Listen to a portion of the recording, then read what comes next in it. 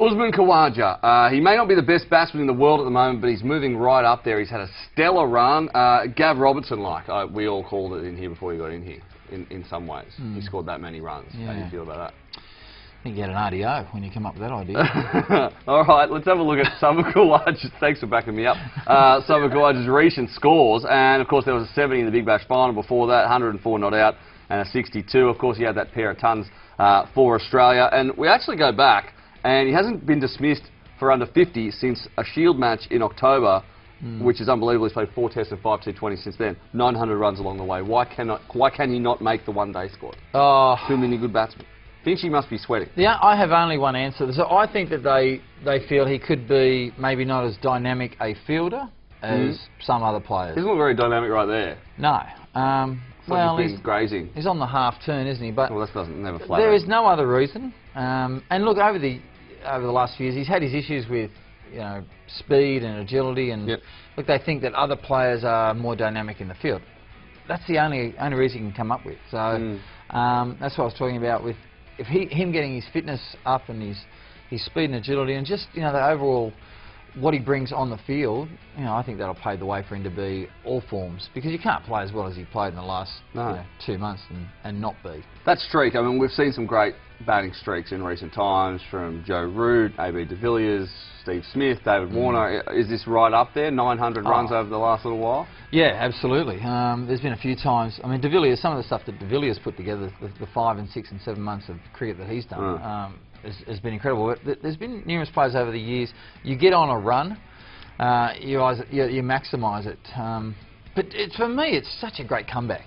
He was on the other side of the selector's mind. There was numerous issues around where he was from a fitness point of view, and was he going to be able to come back? And he even had those doubts himself. I just take my hat off. It's a great summer. He's made the summer in a way. Steve Smith's had a great year, but I think it's good news for us. We've been saying, geez, we need batting stock to come forward. Well, here's a guy that's just putting his hand up and putting pressure on people. We go to New Zealand next, and he'll be there, of course. How will he go? Conditions over there different? Oh, this is my biggest issue. Jeff Lawson spoke about it in recent days, that how we are on certain types of wickets and how batsmen, they're scoring runs on very, very good wickets and benign. The wickets are benign, the balls aren't really asking too many questions. And I think that is courageous of him, because it's almost like, well, don't talk about that. And I'm sure that was David Warner was quoted the other day saying the bats of today, they don't provide any more greater assistance than the bats of other periods. I mean, are you serious?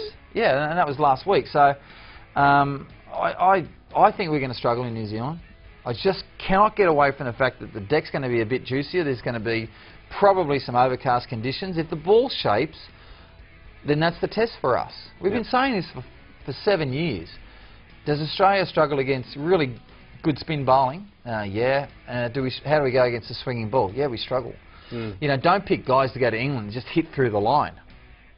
Pick guys like Chris Rogers that wait for the ball, work the ball, know how to battle in those conditions. So I think New Zealand could be a problem. All right, so for Khawaja specifically, does he go better in those conditions than everyone else in our team, or does he struggle more? And if that is the case, I'm worried about where he is outside off with a swinging ball. Example, James Anderson or Bolt's taking the ball away from him, he can follow the ball sometimes.